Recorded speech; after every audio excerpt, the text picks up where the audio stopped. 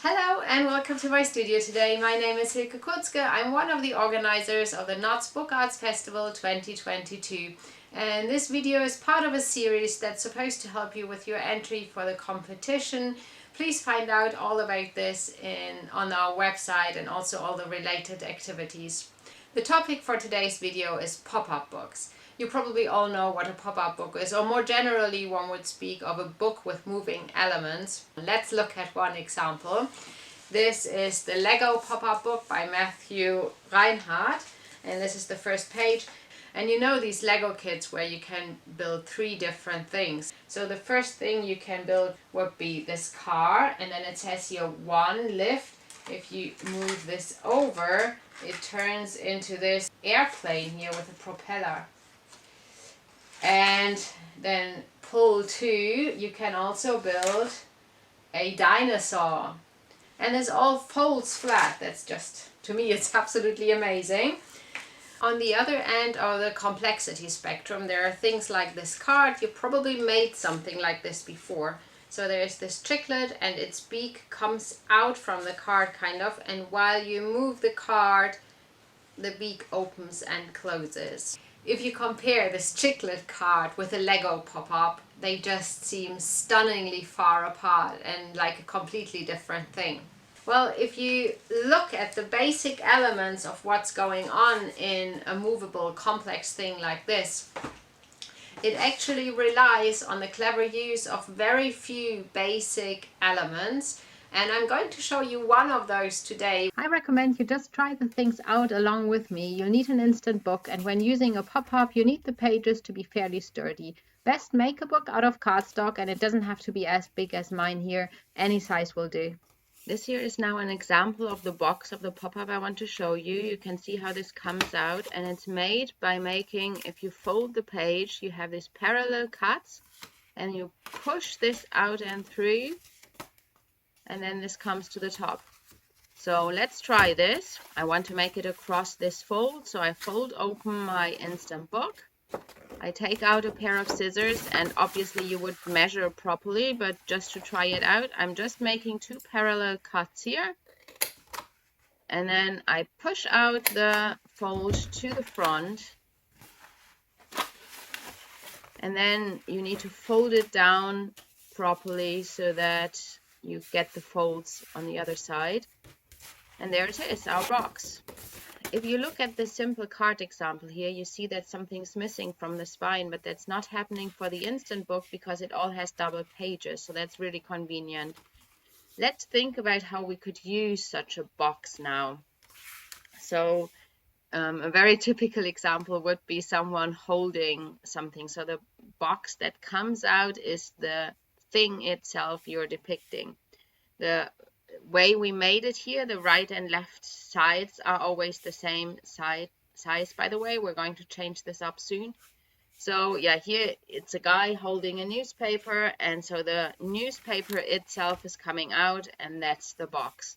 But you can use it in different ways. You can give it different shapes. If, for example, you made it really thin, it could be something else. I made, for example, here this into a basketball hoop, and then I added some thread to it. Of course, you can add to that.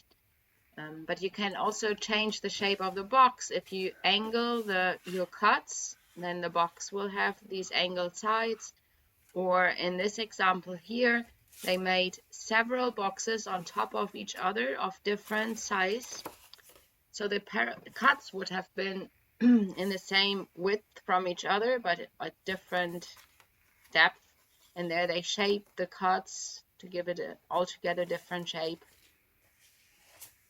But there's a completely different use where the box is not the thing itself, but it's only holding on to something. You can stick something to these boxes and use them as a holder of a thing that then comes out. You can see here how these things are glued to a box. Now here's a neat thing about the instant book. I can show you with the instant book, you can make not just these boxes with equal sized sides, but we can make it on different lengths, and this will help show things at different levels. So now, of course, you could make just bigger and smaller boxes, but depending on what you want to stick to it, the side of the box can't be bigger than the thing you want to glue to it. That would look weird. You want the box to be fairly small in comparison to what you want to stick to it. And if you then want to put things at different levels, it's really convenient that you can make a box where the two sides are of different size. And this is what we're doing here. And so I drew a rectangle here across the fold, and you have to make sure the cuts here are really perpendicular to the fold. And then instead of just making these cuts like before, I cut out this whole rectangle completely.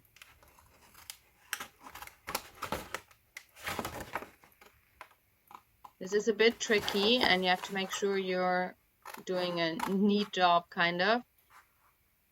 And then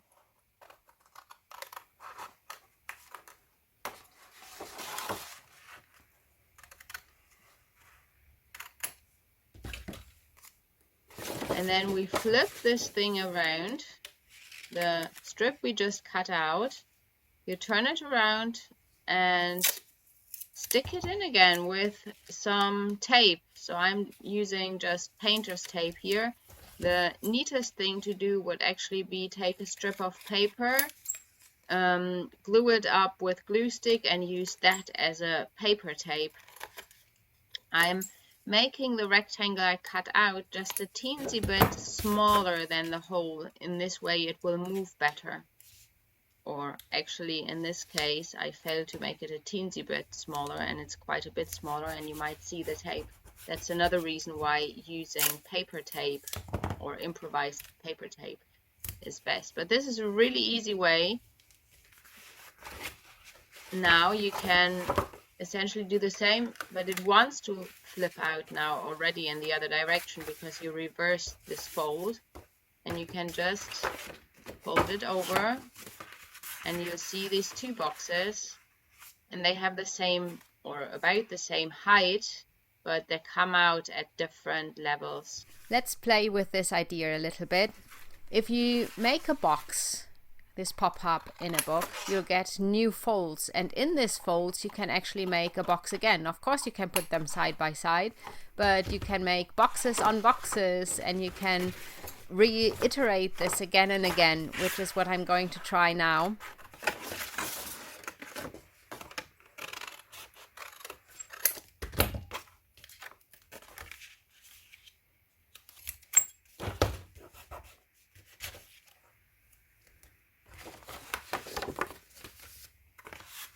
If you want to use this front fold, you could also make a box pushing in. So if you have a belly fold that moves away from the viewer, you want the box to pop out. And if you make it the same construction in a mountain fold where the fold comes toward the viewer, then you want the box to pop in. But that's not what I want to do now. I want to make a box on top of the box. Let's see how that works.